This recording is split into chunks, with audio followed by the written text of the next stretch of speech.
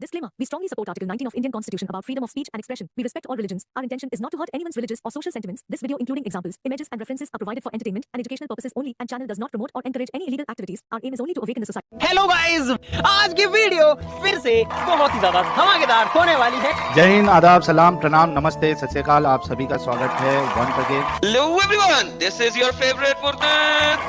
स्वागत है आप सभी लोगों का आज के एपिसोड में। चलिए शुरू करते हैं इंसानियत के नाम से। आज हम जिस मुद्दे पर बात कर रहे हैं वो ये कि आखिर बार बार सर तन से जुदा की धमकी क्यों दी जा रही है। सर तन से जुदा की धमकी सूफी संतों को भी मिल रही है, आम लोगों को भी मिल रही है, और इस धमकी का एक्शन भी हमने देखा है, उदयपुर हो, महाराष्ट्र हो। तो सवाल ये है कि क्या कहीं कुरान हदीस में सर तन से जुदा की बात लिखी हुई है? क्यों बार बार इस तरह की कट्टरपंथी भरी धमकियां एक के बाद एक लगातार आ रही हैं, रुकने का नाम नहीं ले रही हैं? इसी पर बातचीत हम करेंगे। हमारे साथ एक पूरा वरिष्ठ पैनल इस वक्त मौजूद है। हमारे साथ मौलाना अशरफ जिलानी साहब हैं, इस्लाम के जानकार हैं। सूफी कौर हसन माजिदी साहब हैं, अध्यक्ष हैं सूफी खाना का एसोसिएशन के। हमारे साथ समीर हैं, एक्स मुस्लिम हैं, इस्लाम के जानकार हैं। पंकज जी हैं, पंकज त्यागी जी हमारे साथ पीड़ित हैं, जिन्हें सर तन से जुदा की धमकी मिली है। और यहाँ पर सूफी माजिदी साहब को भी धमकी मिली है सर तन से जुदा की। सबसे पहले सूफी माजिदी साहब, आपसे जानना चाहूँगी, अभी तक ये लगता था कि भाई वो लोग जो इस्लाम को नहीं मानते हैं, इस्लाम से जुड़े हुए नहीं हैं, दूसरे धर्मों के हैं, उनको सर तन से जुदा की धमकी मिलती है, लेकिन आपको क्यों मिल गई? बड़ा महत्वपूर्ण सवाल आपने किया और इसका जवाब मैं दूंगा और उम्मीद करता हूं कि सभी लोग गौर से हमारी बात को सुनेंगे और इंटरप्ट नहीं करेंगे बीच में। आज से 1400 से भी अधिक साल पहले भी सबसे पहले जो इस्लाम में सर तन से जुदा किया गया था वो पैगंबर साहब के नवासे हजरत इमाम हुसैन अलैहिस्सलाम का करबला के मैदान में सर तन से जुदा किया गया था। इस्लाम के नाम पर खुद को मुसलमान कहने वाली एक विचारधारा जो कि इस्लामी मूल्यों के विपरीत, इस्लाम में तो साफ साफ कहा गया है कि लकुम दीनुकुम वलिय दीन, तुम्हारे लिए तुम्हारा दीन, तुम्हारे लिए तुम्हारा दीन। लेकिन एक वो विचारधारा जो अपना एक निरंकुश और क्रूर और खूनी शासन पूरी दुनिया में स्थापित करना चाहती थी, उस विचारधारा ने इस्लामी लिबादा ओढ़ करके हजरत इमाम हुसैन का कत्ल किया, उनका सर तन से जुदा किया। वो परंपरा आज तब से लेकर के आज तक चली आ रही है। अपने विचारों के विपरीत लोगों का वो विचारों से जवाब ना देकर के सीधे सीधे यही काम करते हैं, सर तन से जुदा करने की उनकी पॉलिसी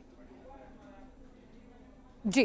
तो यानी आप कह रहे हैं कि एक मुस्लिमों का सेक्ट है जो इतना एग्रेसिव है, और ये परंपरा जो है 1400 साल पहले भी सर तन से जुदा हुआ था इस्लाम में। ऐसा नहीं है कि इस्लाम में एग्जिस्ट ही नहीं करती है।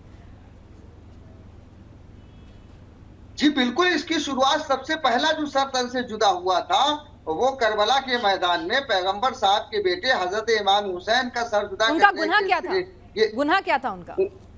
उनका गुनाह तो हम ये शब्द गुनाह नहीं कह सकते, लेकिन मसला ये है कि उन्होंने बातिल के खिलाफ आवाज उठाई थी, उन्होंने क्रूरता के खिलाफ आवाज उठाई थी, उन्होंने सही इस्लामी नियमों के विपरीत कार्य करने वाले यजीद इब्ने मुआविया के खिलाफ आवाज उठाई थी। यजीद का ये मानना था कि अपनी बहन के साथ निकाह किया जा सकता है, अपनी बुआ के साथ निकाह किया जा सकता है।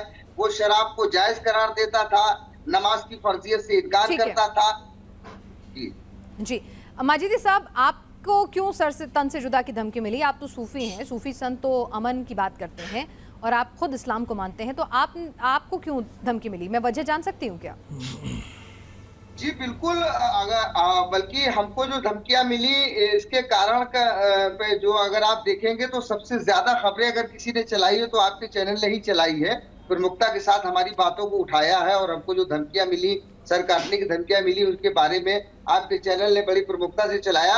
हमारा एक मुद्दा ये कि इस्लाम के नाम पर जो कट्टरपंथ फैलाया जा रहा है, इस्लाम के नाम पर जो अवैध फतवे दिए जाते हैं, इस्लाम के नाम पर जो ये कहा जाता है कि किसी हिंदू को होली की मुबारकबाद देने से निकाह टूट जाता है और किसी मतलब हिंदू के कार्यक्रम में शामिल होने से इस्लाम से खारिज हो जाते हैं, तो ऐसी विचारधारा भारत जैसे लोकतांत्रिक देश में जहां पर संविधान चल रहा है, तो संविधान के सामने ये जो फतवे और अवैध फतवा फैक्ट्री चल रही है, ये तो पूरी तरीके से हमारे देश की विधि, कानून और संविधान का उल्लंघन करती है। तो इन पर कार्रवाई हो और ऐसे तत्वों को का मतलब जो है वो मुस्लिम समाज भी बहिष्कार करे, इनके बारे में जो है जानकारी होना चाहिए। तो ये सब आवाज़ी प्रमुखता के साथ उठाने के कारण इन कट्टरपंथियों के द्वारा जो है बराबर हमको दबाया जा रहा है और सर तन से जुदा करने के फतवे दिए जा रहे हैं। पंकज जी, आपको क्यों सर तन से जुदा की धमकी मिली?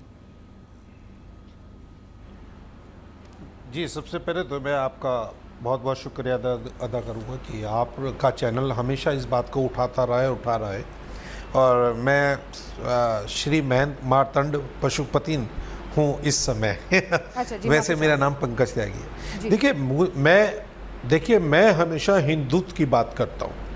मेरा धर्म सनातन धर्म है जिसको मैं बढ़ाने की बात करता हूँ और करता रहूँगा।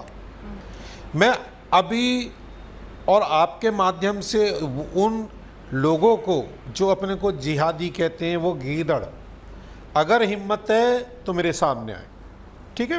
और अगर नुपुर जी का साथ देना अगर गलत है तो ये मेरा गुनाह है।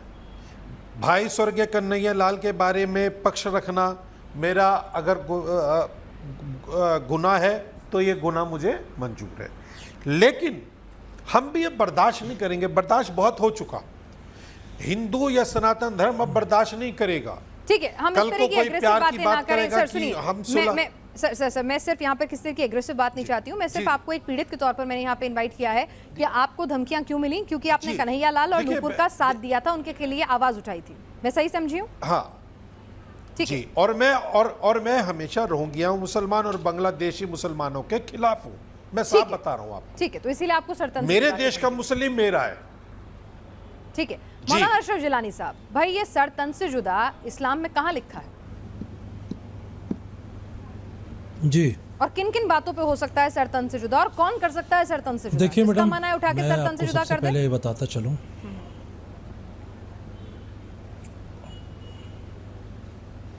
बिल्कुल आपका सवाल बहुत अच्छा है। मैं इंशाल्लाह मुतमईन करने की कोशिश करूंगा।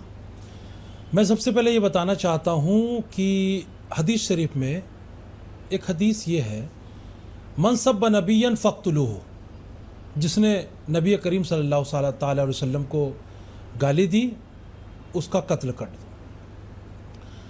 अब मैं सबसे पहले ये सवाल करता हूँ कि यह हदीस किस दर्जे की है।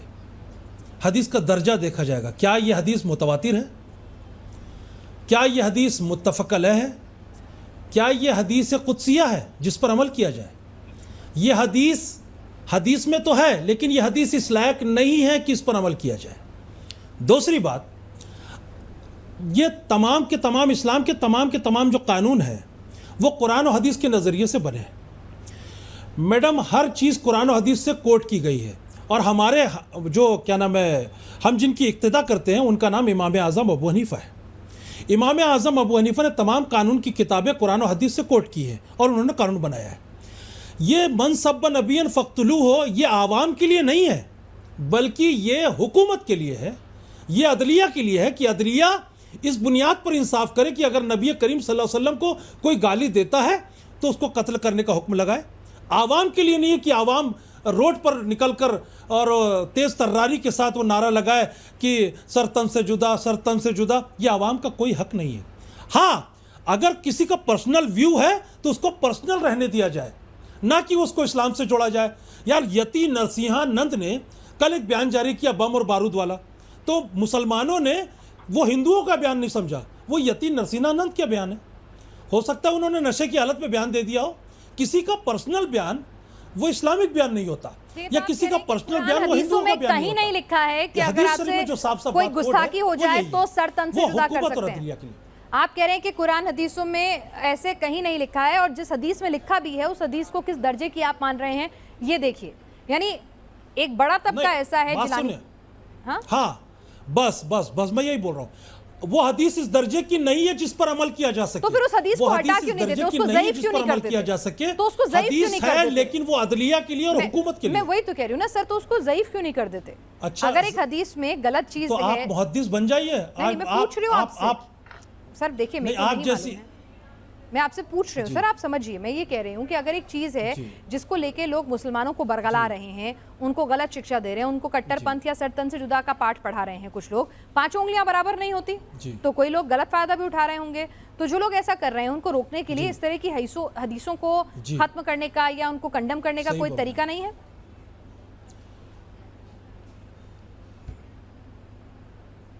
देखिए, हम इस्लामिक कोर्ट चलाते हैं रायपुर छत्तीसगढ़ में। इस्लामिक कोर्ट मेरे वालिद मोहतरम सैयद रईस अशरफी उल जिलानी यहाँ के काजी हैं, छत्तीसगढ़ काजी।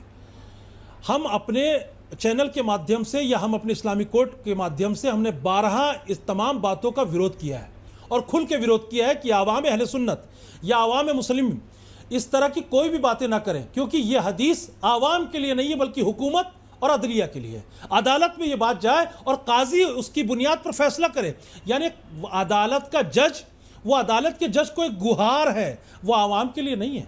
हमने 12 बयान जारी किया है। हाँ, हमें अवेयरनेस लाना चाहिए, हमें अवेयरनेस लाना है अल्हम्दुलिल्लाह, और इंशाल्लाह कोशिश में लगे हैं कि इस तरह की कोई बात आवामुन नास में ना जाए। समीर, ये बातें नहीं है और इसको धीरे धीरे कंडम किया जा रहा है। ये सिर्फ एक हदीस में लिखा हुआ है और जो लोग इसका बेजा इस्तेमाल कर रहे हैं, ऐसा कहीं भी किसी कुरान में किसी आयत में जिक्र नहीं है। और जिस हदीस में लिखा भी है वो कह रहे हैं कि उसका दर्जा देखिए, इससे लोगों को गलत प्रोपेगेंडा मत फैलाइए, पर आप तो कहते हैं कि ऐसा लिखा हुआ है।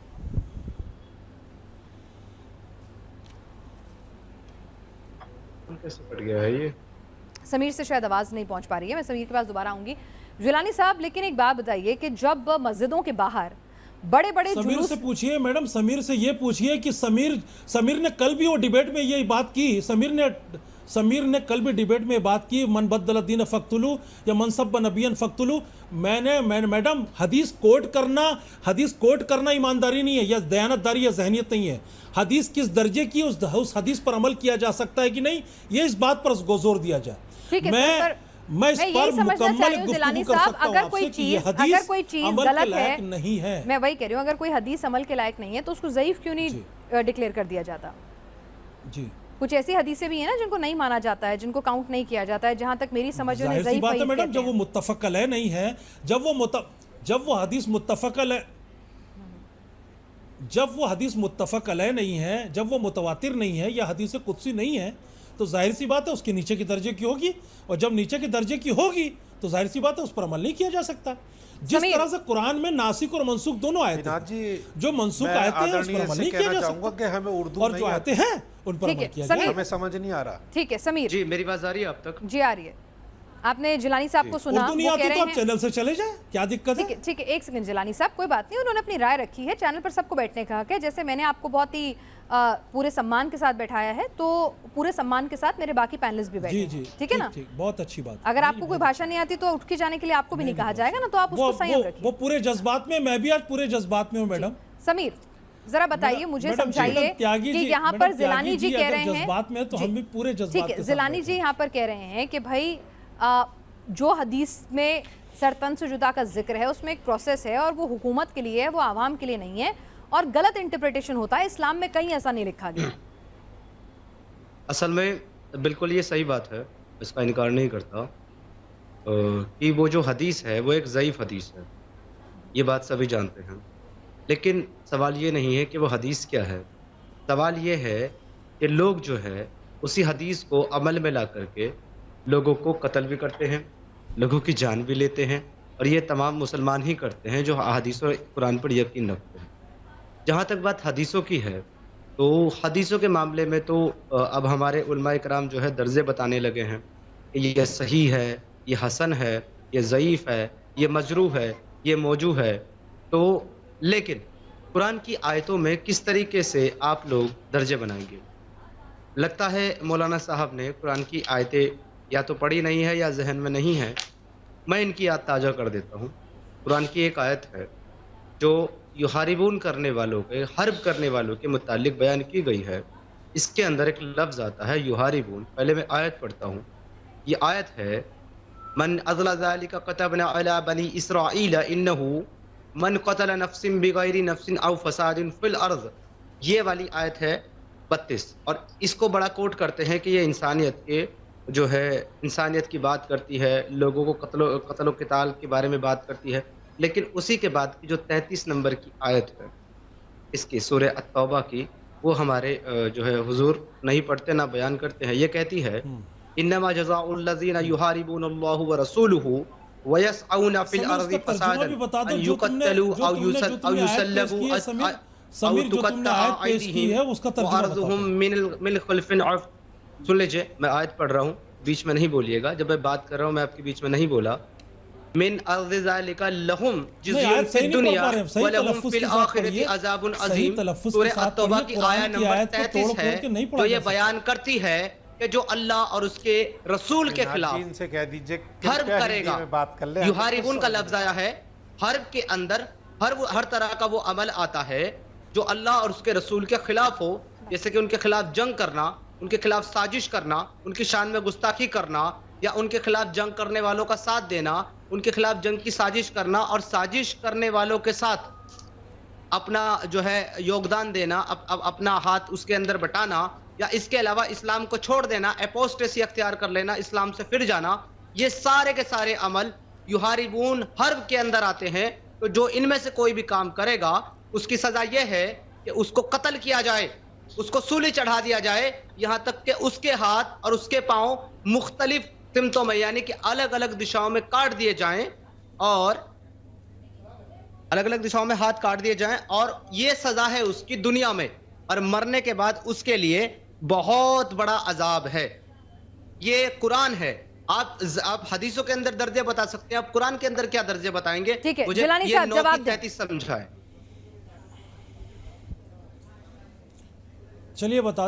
चलिए बता दें, मेरी बात समझें। सूरह मायदा सूरह नंबर 5 आयत नंबर 32 जो आपने कोट की, उसका तर्जुमा क्या हुआ? उसका तर्जुमा ये हुआ कि अगर कोई किसी की जान का कत्ल करे, 32 कोट करने सजा की के तौर जिम्मेदारी पर आप फसाद लोगों की है। करने, फसाद फैलाने इसमें आप के बड़ी तौर पर। बेहतरीन जलेबी तो बनाते उसने- हैं कि ये इंसानियत की तो बात कर रही है, उसने सारे इंसानियत का कत्ल किया। सारे 33 की बात कर रहा हूँ, मैं 33 की बात कर रहा हूँ। बात सुनो, वो कह रहे हैं सूरह 33। अल-माइदा की आयत मुर्तद नंबर मेरी बात 33 सुनो। समझाएं अरे मुझे। सुनिए ना, वो 33 मुर्तद नहीं। मेरी बात सुनो। जिलानी साहब वो मुर्तद कह रहे मेरी बात सुनो पहले। हैं 33, आप 32 पढ़ रहे हैं, वो कह रहे हैं 33 पढ़िए। मुर्तद मेरी बात सुनो पहले जी। मुर्तद से बड़ी तकलीफ है उन्होंने आप सबसे हजरात पहले को। 32 पढ़ा जिसका तर्जुमा नहीं मुर्तद से बड़ी किया, तकलीफ। जिसका अरे तर्जुमा भाई, साफ साफ ये 32 लिखा पे भी है बात कि करेंगे, अगर किसी 33 पे इंसान बात का करो कत्ल पहले। किया तो उसने सारी इंसानियत का 32 कत्ल पे किया। भी बात करेंगे, 33 पे बात करो पहले। अरे 32 में जो जलेबी है 33 वो पे भी बाद में बात करते देखेंगे। हैं, हम 33 पे ही बात करते हैं। 33 क्या कहती है? इन्नमा जज़ाउल लज़ीना युहारिबून अल्लाह व रसूलहू मुर्तद चिल्ला व के यसअून बात फिल करोगे अर्ज़ि तो फसादिन डिबेट अन नहीं होगी। युक़त्तलू अन युसल्लबू अन संजीदगी से तुक़त्ता गुफ्तगू अयदीहिम। करो। उसको मारो, कत्ल करो, संजीदगी सूली से चढ़ा दो, उसके गुफ्तगू हाथ करो, पाँव हम काट दो। तुम्हारे ये गुलाम 33 का नहीं हैं। तर्जुमा बताएं मुझे। 32 पे बाद में जाना।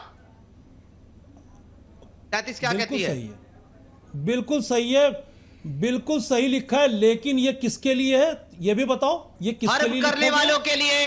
इन्नमा जज़ाउल लज़ीना युहारिबूना, युहारिबूना हर्ब का करने लफ्ज वाला आया है, कौन है? युहारिबूना हर्ब से निकला है। हर्ब में मैंने करने बता वाला दिया कौन हर था? तरह का अमल है। उस जमाने में अल्लाह हर्ब के रसूल करने की वाला शान में कौन था? गुस्ताखी करना भी, उनको गालियां देना उस भी, जमाने उनसे जंग में करना भी, हर्ब करने एपोस्टेसी वाला इख्तियार कौन था? करना भी, हर तरह का अमर है। हर तरह का अमर युहारिबून के उस अंदर आता है। जमाने में हर्ब करने वाला कौन उस था? जमाने जिस को वक्त छोड़िए, ये नाज़िल कुरान हुई, की जिस- आयत इस जमाने में यहाँ आ पर हम पढ़ यार, रहे आप हैं। बात तो सुन नहीं अगर रहे ये हैं और सिर्फ आप उस बिल्कुल जमाने चिल्ला के रहे लिए है तो ये आज निकाल कर फेंके अपने कुरान से। क्यों पढ़ते हैं आज इसे? पढ़ रहे हैं ना, तो पढ़ रहे हैं, तो मान भी रहे हैं ना, तो ये मान भी रहे हैं ना, ये पढ़ रहे हैं ना, तो आप पढ़ रहे हैं तो मुर्तद मान क्यों भी हो रहे गए हैं ना। तो फिर ये अरे उस जमाने आप में का मतलब क्या है? अगर आप में हिम्मत थी तो निकाल ले, अगर आप में हिम्मत नहीं, है तो हमने क्या कुरान कहा की आयत आपसे? निकाल ले। नहीं, हमने आपसे क्या कहा? हमने आपसे ये आप कहा कि जा- अगर आप मैं इसको आज सिर्फ पढ़ते इतना हैं, पूछ रहा हूं आज आपसे कि मानते ये हैं, तो इसका फिर ये मत नुज़ूल- कहिए कि उस जमाने में, ये उस जमाने की बात नहीं है, ये कयामत तक के लिए नाजिल हुआ है कुरान, कयामत तक के लिए। इसमें कोई समीर, वक्त नहीं इसकी है। शान नुज़ूल क्या है? इसकी शान नुज़ूल ये है कि कुछ समीर, लोगों ने इसकी इस्लाम को छोड़ दिया समीर, था, इसकी शान जिनको नुज़ूल आपके क्या है? रसूल अल्लाह ने समीर, इसकी कत्ल शान करवाया। नुज़ूल क्या है? तुम ये शान बताओ। नुज़ूल है। आप शान नुज़ूल बताएं, आप शान नुज़ूल बताएं। इसका कुछ और है इसके अलावा जो मैं बयान कर रहा हूँ? रसूल अल्लाह ने कत्ल कुछ करवाया। लोगों ने इस्लाम अबे को शर्म आती इख्तियार है? करने के बाद शर्म और आती है? छोड़ दिया। अबे शर्म उन आती है? लोगों रसूल को अल्लाह ने कत्ल कत्ल करवाया, करवाया, आपके रसूल बेशरम अल्लाह ने। बेगैरत कहीं उनकी के। आंखें फुड़वा दी गई, अगर बोहतान उनके हाथ तराशी पांव किया कटवा हुजूर दिए पर, गए, उनकी ज़बानें अगर कटवा दी तुमने गई, हुजूर उनको पर पानी तक बोहतान नहीं दिया तराशी गया। की, आप मुझसे शान समीर नुज़ूल पूछ मुर्तद, रहे हैं? अगर तुमने हुजूर पर बोहतान तराशी की तो खुदा की कसम मैं अच्छा वो नहीं बात होगा। कर रहा हूँ जो ऑथेंटिक आप रेफरेंस अगर में हुजूर लिखी की हुई शान में है। गुस्ताखी अगर करोगे तो ऑथेंटिक अच्छा नहीं रेफरेंस में होगा। लिखी हुई समीर, बात औकात होती में है, रह के बात करो। समीर आप इस्लाम औकात में छोड़ रह के चुके बात हैं। करो तुम। समीर आप इस्लाम समीर, छोड़ तुम चुके हैं औकात में और रह के आप बात प्लीज करो। मेरी हम आपसे तुम्हारे- रिक्वेस्ट है कि आप किसी की भी धार्मिक आप भावनाओं को इस्लाम आहत छोड़ ना चुके हो, करें। आप किसी तरह से हुजूर की शान में गुस्ताखी नहीं करते। आप सुने, पैगंबर साहब ज़बान की शान खींच में लेंगे गुस्ताखी ना तुम्हारी। करें। एजेंडा है, हम ये तुम्हारी एजेंडा ज़बान है, जब खींच सवाल लेंगे का जवाब नहीं इंशाअल्लाह। हो तो गुस्ताखी का इल्जाम लगाओ। मैंने कोई गुस्ताखी नहीं की, मैंने कुरान की शान आयत में पढ़ी, गुस्ताखी तर्जुमा करोगे, पढ़ा, इसमें ज़बान कोई खींच गुस्ताखी लेंगे नहीं है। तुम्हारी नस्लों की। हम धमकाइए मत जिलानी साहब, हमारी जिलानी साहब धमकी मत हुजूर दीजिए ने ना। कत्ल करवाया। अरे जो हुजूर ने जिस हुजूर को रहमतुल्लिल आलमीन बनाकर भेजा गया वो कत्ल करवाएंगे? जिस हुजूर ने जंगे खंदक में खंदक खिंचवा कर दुश्मनों को रोक दिया वो कत्ल करवाएंगे? अस्मा बिनते मरवान का कत्ल किसने करवाया? किसने कराया? एक सेकंड समीर, देखिए कत्ल मत बोलिए, हो सकता है वो सजा हो उस वक्त, आप कत्ल मत बोलिए। जी नहीं, काब बिन अशरफ कोई जंग करने नहीं आया था। नहीं, समीर मैंने आपसे कहा, आप किसी के भी ईस्ट को आप इस तरह की बातें नहीं बोलेंगे। समीर तमीज से जिलानी साहब इस तरह की भाषा का इस्तेमाल मत करिए। मैडम मैंने जिलानी साहब इस तरह की भाषा का इस्तेमाल मत करिए। मैं भी उनको बोल रही हूं, उनको रोक रही हूं। मैंने मना किया कि इसको मत बैठाला करो उसको। हुजूर की शान में गुस्ताखी कर। समीर आप प्लीज, मैं आप समझिए समीर, आप पैगंबर साहब की शान में गुस्ताखी बिल्कुल ना करें, ये बिल्कुल भी बर्दाश्त नहीं है।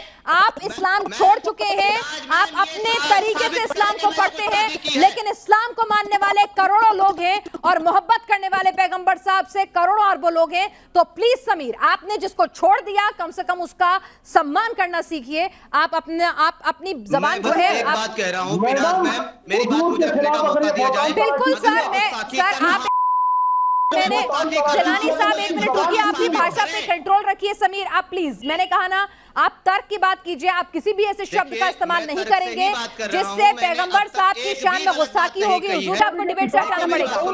समीर मुझे डिबेट से आपको हटाना पड़ेगा। समीर एक मिनट, मुझे आपको डिबेट से हटाना पड़ेगा।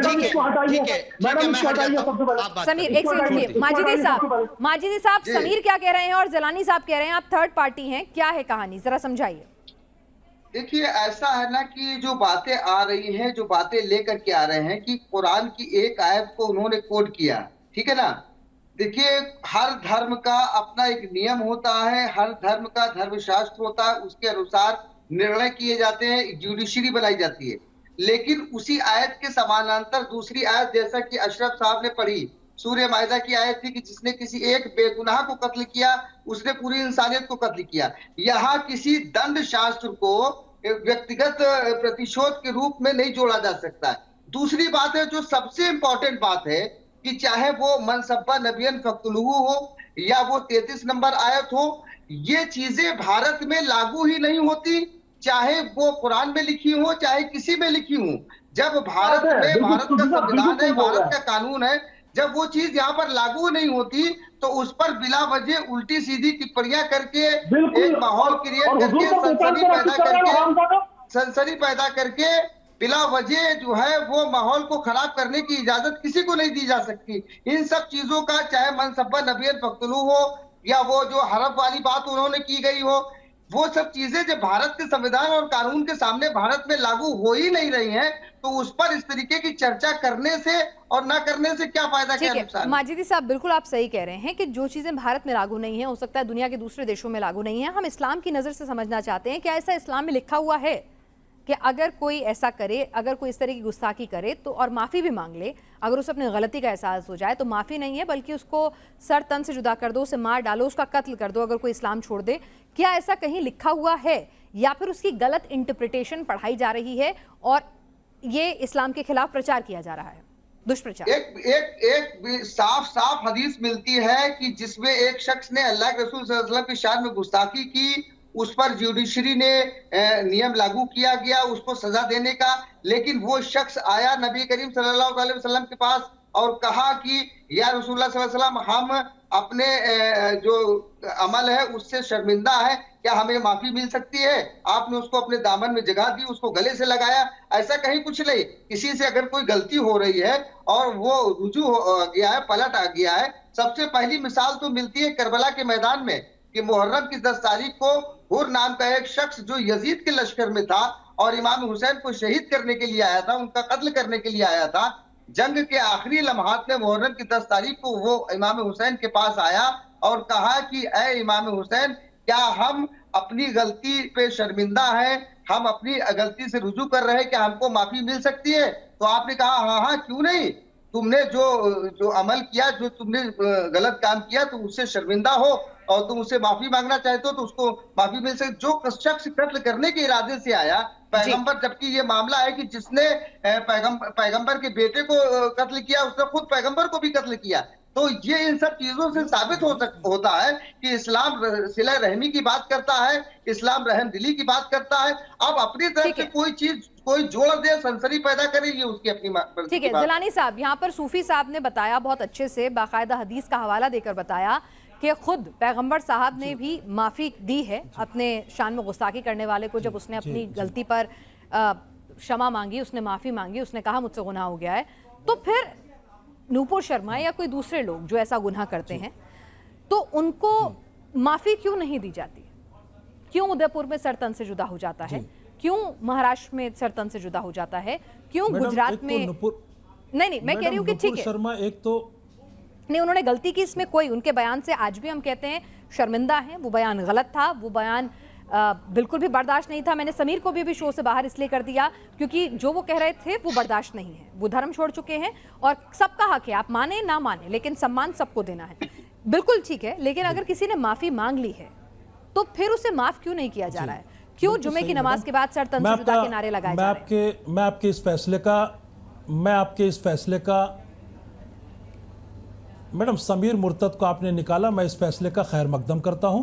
दूसरी बात, सूफी साहब ने जो बात की वो बिल्कुल ऑथेंटिक है, माशाल्लाह मैं उससे मुत्तफिक हूं, इत्तेफाक रखता हूं।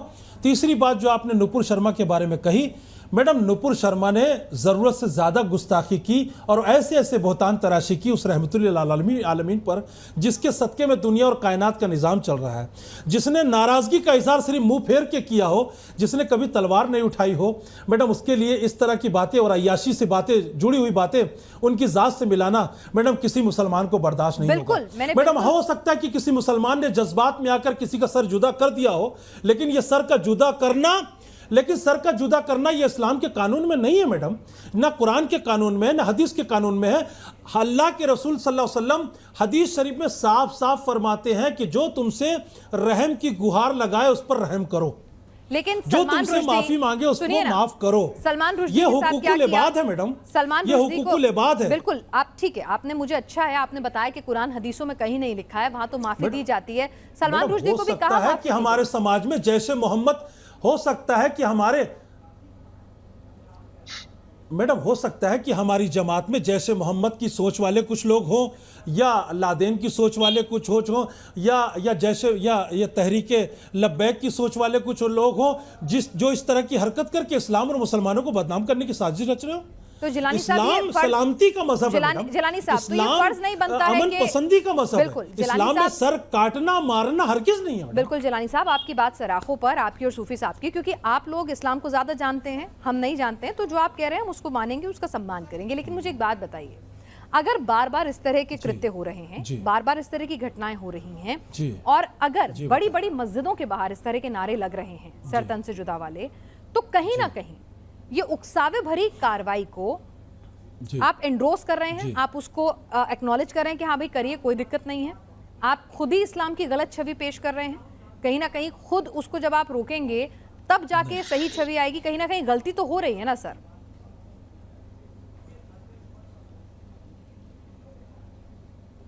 बिल्कुल सही बात है मैडम, आपका सवाल बहुत अच्छा है। लेकिन एक बात बता दें, हमारे मस्जिदों के जो अइम्मा हैं उसमें बहुत सारे इमाम ऐसे हैं जो उतने ज़्यादा काबिलियत, उतनी ज़्यादा सलाहियत नहीं रखते। वो हदीस का नाम सुनकर खामोश हो जाते हैं, जबकि उनका कोई भी रिसर्च उस पर नहीं होता। और जब कौम इत्तेफाक होकर नारा लगाती है तो वो कौम के साथ हो जाते हैं।